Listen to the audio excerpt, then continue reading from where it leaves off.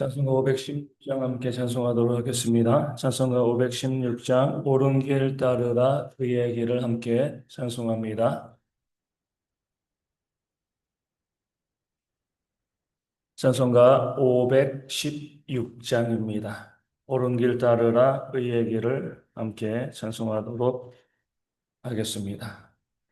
옳은 길 따르라 의의 길을 세계 만민의 참된 길 이 따라서 살길 온 세계에 전하세 만 백성이 나갈 길 밤 지나고 동튼다 바람이 보아라 저비 주 예수의 나라 이 땅에 곧 오겠네 오겠네 주 예수 따르라 승리의 주 세계 만민이 나가 길과 진리요 참 생명 내 장검을 부수고 다 따르라와 평안 어둠 밤 지나고 동튼다 바람이 보아라 저비 주 예수의 나라 이 땅에 곧 오겠네 오겠네 놀라운 너손이 갈리어라 세계 만민을 구하려 내 주 예수를 보내신 참 사랑의 하나님 만 백성이 따를 길 어둠 밤 지나고 동튼다 바람이 보아라 조비 주 예수의 나라 이 땅에 곧 오겠네 오겠네 고난길에 치고 찾아온 길 많은 백성을 구한 길 모두 나와서 믿으면 온 세상이 마침내 이 진리에 살겠네 어둠 밤 지나고 동튼다 바람이 보아라 조비 주 예수의 나라 이 땅에 곧 오겠네 오겠네 아멘. 사도신경으로 우리의 신앙을 함께 고백합니다. 나는 전능하신 아버지 하나님 천지의 창조주를 믿습니다. 나는 그의 유일하신 아들 우리 주 예수 그리스도를 믿습니다. 그는 성령으로 잉태되어 동정녀 마리아에게서 나시고 본디오 빌라도에게 고난을 받아 십자가에 못 박혀 죽으시고 장사된 지 사흘 만에 죽은 자 가운데서 다시 살아나셨으며 하늘에 오르시어 전능하신 아버지 하나님 우편에 앉아 계시다가 거기로부터 살아있는 자와 죽은 자를 심판하러 오십니다. 나는 성령을 믿으며 거룩한 공교회와 성도의 교제와 죄를 용서받는 것과 몸의 부활과 영생을 믿습니다. 아멘. 사도행전 23장 12절에서 24절까지의 말씀입니다. 사도행전 23장 12절에서 24절까지의 말씀. 말씀 읽어드리겠습니다. 날이 새매 유대인들이 당을 지어 맹세하되 바울을 죽이기 전에는 먹지도 아니하고 마시지도 아니하겠다 하고 이같이 동맹한 자가 40여 명이더라.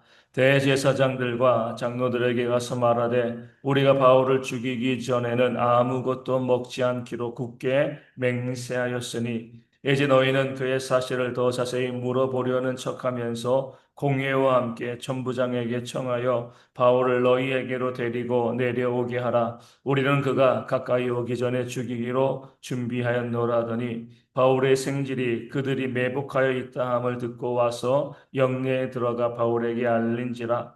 바울이 한 백부장을 청하여 이르되 이 청년을 천부장에게로 인도하라. 그에게 무슨 할 말이 있다 하니 천부장에게로 데리고 가서 이르되 죄수 바울이 나를 불러 이 청년이 당신께 할 말이 있다 하여 데리고 가기를 청하더이다 하매 천부장이 그의 손을 잡고 물러가서 조용히 묻되 내게 할 말이 무엇이냐 대답하되 유대인들이 공모하기를 그들이 바울에 대하여 더 자세한 것을 묻기 위함이라 하고 내일 그를 데리고 공회로 내려오기를 당신께 청하자 하였으니 당신은 그들의 청함을 따르지 마옵소서. 그들 중에서 바울을 죽이기 전에는 먹지도 않고 마시지도 않기로 맹세한 자 40여 명이 그를 죽이려고 숨어서 지금 다 준비하고 당신의 허락만 기다리나이다 하니 이에 천부장이 청년을 보내며 경계하되 이 일을 내게 알렸다고 아무에게도 이르지 말라 하고 백부장들을 불러 이르되 제3시에 가이사랴까지 갈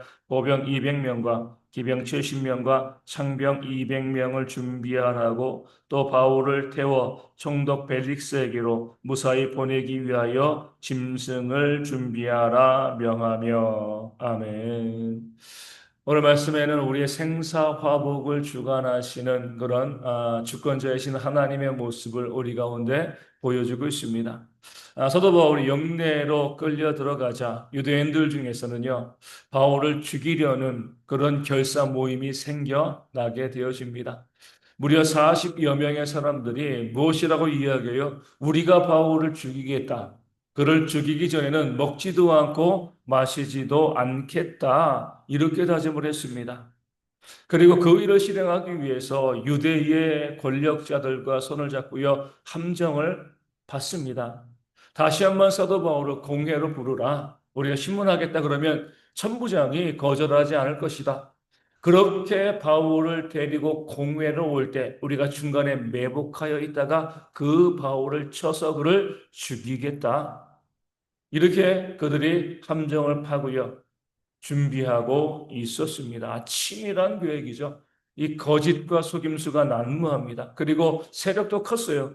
뒤를 봐주는 그런 그 사회 지도층들도 있었고요. 또 무엇보다도 무려 40여 명의 사람이 바울 한 사람을 죽이기 위해서 우리는 먹지도 마시지도 않겠다. 그를 죽이는 것이 우리의 사명이다. 그렇게 하는 사람들이 40여 명이 있었습니다. 이제 총독의 허락만 떨어지면 바울의 목숨은 사라지는 거죠. 치밀한 계획이었고요. 벗어날 수 있는 길이 없습니다. 지금 바울은 이 천부장에게 사로잡혀 있기 때문에 어디 갈 수가 없는 거잖아요.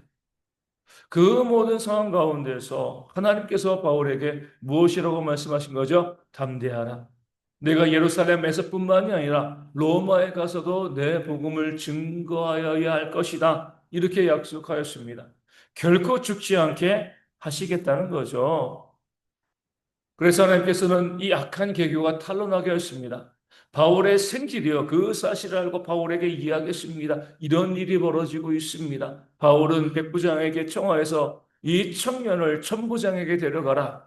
그 천부장에게 그 모든 일들을 이야기하니까 천부장이 무엇을 하는 거죠? 그 밤에, 그 다음날 아침에 유대인들이 와서 바울을 공회로 데려오십시오라고 이야기하기 전에 그 바울을요, 가이사랴 총독에게까지 지금 호송하는, 피신시키는 그런 일들을 통하여서 바울의 생명을 건지시는 그런 하나님의 모습을 오늘 본문 우리 가운데 보여주고 있습니다. 도무지 빠져나올 수 없는 그런 함정처럼 보였습니다. 그냥 죽을 수밖에 없는 그런 길이었지만 하나님께서는요, 우리의 생사화복을 주장하시기 때문에 거기에서도 우리의 생명을 살리시고요, 우리를 구원해 내시는 그런 놀라운 역사를 보여주시는 겁니다. 그러게 믿는 사람들은 두려워할 것이 없습니다. 아무리 사지로 내려간다 할지라도 거기 하나님이 계시면 거기에서도 하나님께서 우리를 구해 내시기 때문에 그렇습니다. 빠져나올 수 없는 함정에 우리가 빠졌다 할지라도 하나님께는 길이 있는 거죠. 출애굽 당시에 이스라엘 백성들이 앞에는 홍해가 있고요. 뒤에는 애굽의 군대가 있었습니다. 진퇴양난이죠. 빠져나갈 길이 없었습니다. 꼼짝없이 거기서 죽임을 당할 수밖에 없는데 하나님이 어떻게 하신 거예요? 홍해를 가르시고요. 그들을 구해내시잖아요. 사람의 생각으로는 길이 보이지 않고 꼼짝없이 죽게 되었다라고 생각되어져도 하나님에게는 길이 있는 겁니다. 그들을 살려내시는 겁니다. 다윗이요 사울 왕의 추격을 받아서 도건의 둥지처럼 이제 꼼짝없이 사로잡히고 죽임을 당하는 그런 위기 가운데 처해 있을 때 하나님께서는요 이방인들로 하여금 이스라엘을 공격하게 하시고 사울이 그 공격을 방어하기 위해서 다윗의 추격을 멈추게 하셨습니다. 기가 막힌 방법으로 그 다윗을 살려내신 거죠. 다니엘의 세 친구는요, 7배나 더 뜨거워진 풀무불 가운데 들어갔습니다. 그 친구들을 던지는 군사들도 불에 타 죽었어요. 그런데 다니엘의 세 친구는요, 머리카락 하나 타지 않았습니다. 옷 하나, 그 기타 하나 타지 아니하였습니다. 또 다니엘은요, 사자굴에 던져졌죠. 던져지는 즉시 그 사자들에 의해서 목숨을 잃어야 되는데 그 사자굴에서도 하나님은 그 다니엘을 살리셨습니다. 그 사자들의 입을 봉하신 거죠. 이게 바로 우리 하나님이시라는 거예요. 우리의 모든 생사 화복을 주관하시고요. 우리를 구해내시고 살리시고 우리에게 은혜와 복을 주시는 분이 바로 우리 하나님이십니다. 생명은요, 하나님께 달린 거예요. 그래서 우리가 우리의 힘으로 무엇인가 하고 우리가 살려고 우리가 복된 삶을 누리기 위해서 애쓰고 노력하는 것이 아니라 모든 것을 하나님께 내어 맡기고 하나님께 기도하고 부르짖는 그런 지혜가 우리 가운데 있어야 할 줄로 믿습니다. 우리가 해줄 수 있는 것, 우리가 할 수 있는 것, 솔직히 아무것도 없잖아요. 오직 하나님이 함께 하실 때 그 하나님이 이 바울을 살리신 것처럼 이스라엘 백성을 살리신 것처럼 다윗을 살리신 것처럼 다니엘과 그 세 친구를 살리신 것처럼 우리의 모든 삶의 어려움 가운데 우리를 다시금 건져내시고요. 살리시고 회복해 하실 줄로 믿습니다. 그러기 우리 모든 성도들은 하나님께 나오기에 힘써야죠. 하나님께 구하기에 힘써야 됩니다. 많은 사람들이, 많은 교인들이요. 그 삶에서 좀 잘 살기 위해서, 그 문제 가운데 벗어나기 위해서 얼마나 애쓰고 얼마나 노력하고 있습니까? 되나요? 안 되죠.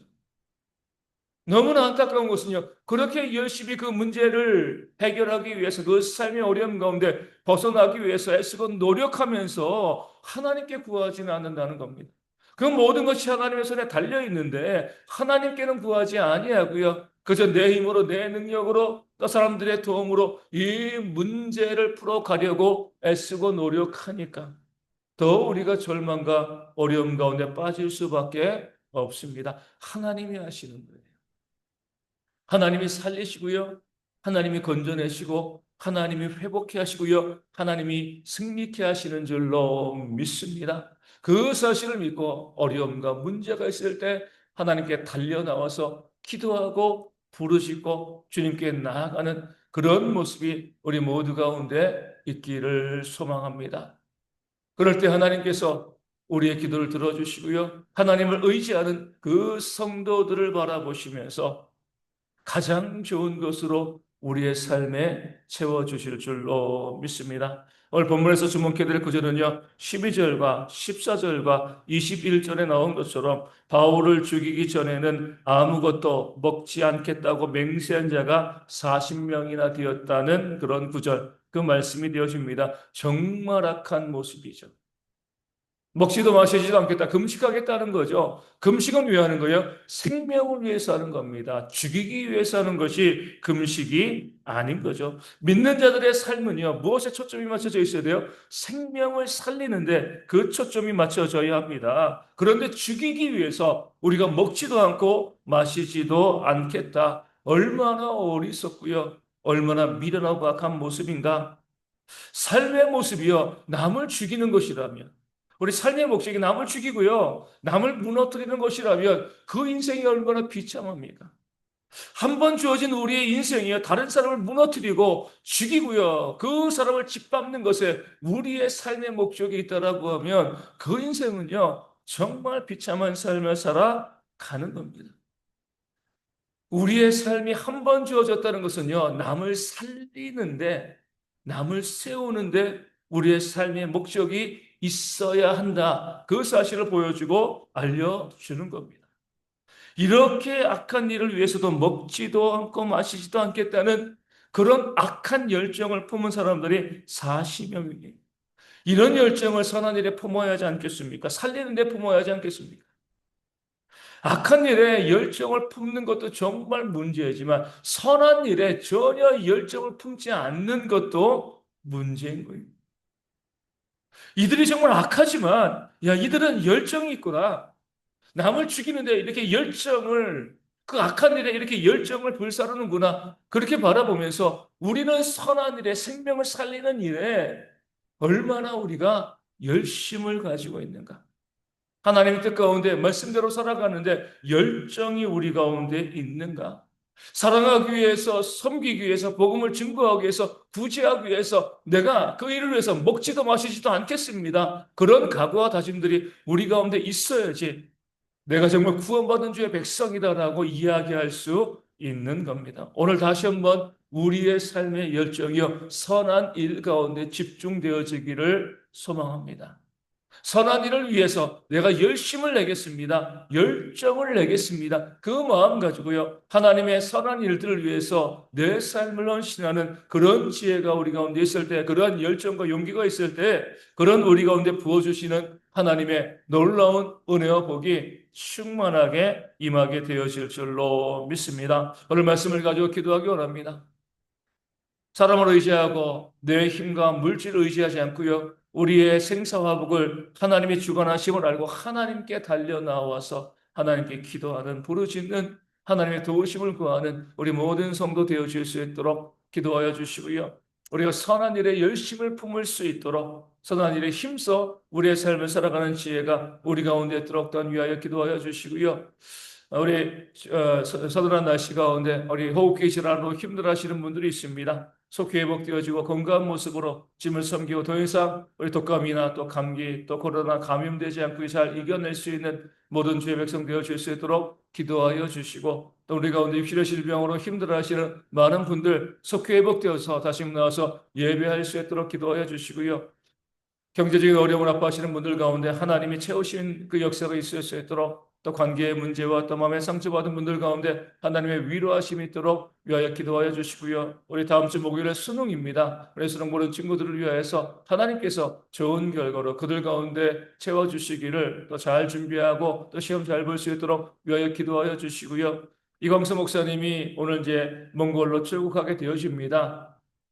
이 교회를 비울 수 없어서 출국하고요, 또 11월 16일 날 다시 입국하여서 17일 날 또 검사를 받게 되어지는데, 모든 사역이 잘 진행되어지고 또 이 뇌에 있는 문제 있는 것들 속히 치료받고 회복되어질 수 있도록 또한 위하여 기도하여 주시고요. 그리고 우리 교회와 또 선교지 교회와 작은 교회들이 온전히 부흥하는 그런 모습이 있도록 이 아침에 함께 기도하도록 하겠습니다. 주기도 문하시겠습니다. 하늘에 계신 우리 아버지, 아버지의 이름을 거룩하게 하시며 아버지의 나라가 오게 하시며 아버지의 뜻이 하늘에서와 같이 땅에서도 이루어지게 하소서. 오늘 우리에게 일용할 양식을 주시고 우리가 우리에게 잘못한 사람을 용서하여 준 것 같이 우리 죄를 용서하여 주시고 우리를 시험에 빠지지 않게 하시고 악에서 구하소서. 나라와 권능과 영광이 영원히 아버지의 것입니다. 아멘. 기도하겠습니다.